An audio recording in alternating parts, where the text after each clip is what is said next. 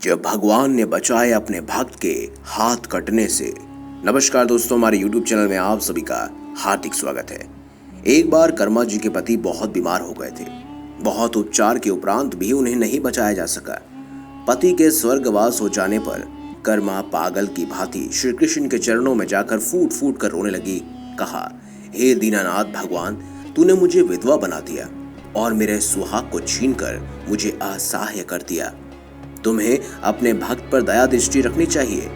पति के स्वर्गवास होने के 3 माह उपरांत कर्मा जी के दूसरे पुत्र का जन्म हुआ। उसका प्रतिदिन का समय दोनों बालकों के लालन पालन और पोषण और भगवान की भक्ति में व्यतीत हो जाता। 3 वर्ष के उपरांत कर्मा को भगवान के दर्शन करने की प्रबल इच्छा हुई। तब एक दिन सुध बुध भुलाकर आधी रात के समय अपने वृद्ध माता पिता और दोनों बच्चों को सोता छोड़कर प्रभु के ध्यान में लीन वो घर से निकल गई। घोर अंधकार को चीरती हुई भगवान जगन्नाथपुरी के मार्ग की ओर वो चल पड़ी। उसे ये भी ज्ञात नहीं हुआ कि वो कितनी दूर चल चुकी है। लगातार कई दिनों तक चलते रहने के कारण अब कर्मा जी को अत्यंत पीड़ा होने लगी थी। वो वृक्षों की पत्तियां खाकर आगे बढ़ी।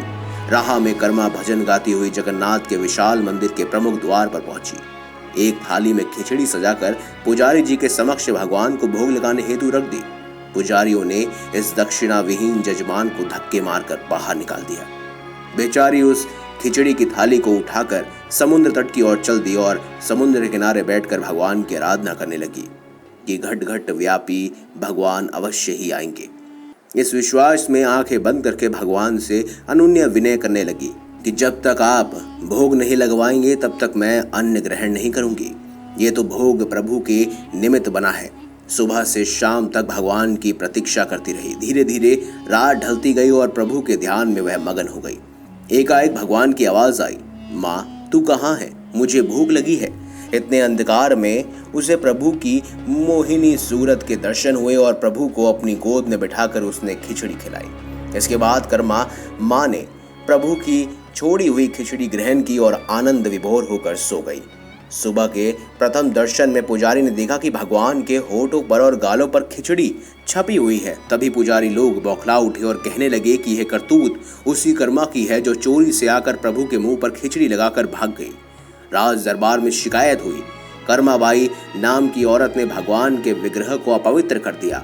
सभी लोग ढूंढते हुए कर्मा के पास समुद्र तट पर पहुंचे और उसे पकड़कर राजा के पास ले आए। राजा ने कर्मा को भगवान के विग्रह को अपवित्र करने के बदले उसे हाथ फरसा से कटवाने का आदेश दे दिया। परंतु प्रभु का कौतुक देखिए कि जो कि उस पर फरसे की वार किया गया तो 2 गर्वपूर्ण हाथ कटकर सामने गिरे, परंतु कामाबाई जो कि त्यों खड़ी रही। राज दरबारियों ने फिर से वार किया, परंतु एक बार 2 गोरवर्ण हाथ कंगन पहने हुए गिरे। तभी राज दरबारी ने देखा कि वह तो अपनी पूर्व स्थिति में ही खड़ी है। अनन्यों ने फिर से एक बार वार किया और 1-2 बार श्याम वर्ण हाथ, एक में चक्र और दूसरे में कमल लिए हुए गिरे। तब दरबारियों को इस पर भी ज्ञान नहीं हुआ और पागलों की तरह कर्मा पर वार करते गए।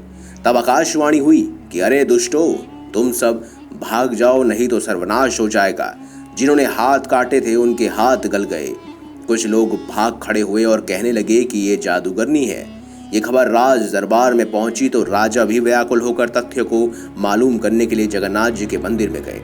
वहां राजा ने देखा कि बलदेव जी, सुभद्रा जी और भगवान जगन्नाथ जी के हाथ कटे हैं। तब वहां के सारे पुजारियों और परिवारों में हाहाकार मच गया और कहने लगे कि अनर्थ हो गया। राजा को स्वप्न में प्रभु ने आज्ञा दी कि हाथ तो माँ को अर्पित हो गए हैं, अब हम बगैर हाथ के ही रहेंगे तथा प्रतिवर्ष कर्मा के नाम की ही खिचड़ी का भोग पाते रहेंगे। उस दिन से आज तक इसी पूर्ण तिथि चैत्र कृष्ण पक्ष की 11 जिस दिन ये घटना हुई थी, उसी तिथि से भगवान जगन्नाथ स्वामी के मंदिरों में भक्त कामाबाई की खिचड़ी को ही सर्वप्रथम भगवान को भोग लगाया जाता है और प्रसाद के रूप में खिचड़ी बांटी जाती है। तो दोस्तों, अगर आपको हमारी ये खास जानकारी, ये वीडियो अच्छी लगी हो तो इस वीडियो को लाइक करें, हमारे चैनल को सब्सक्राइब करें और ज़्यादा से ज़्यादा शेयर भी करें। मिलेंगे अगली बार एक नई खास वीडियो के साथ। तब तक के लिए बहुत बहुत धन्यवाद।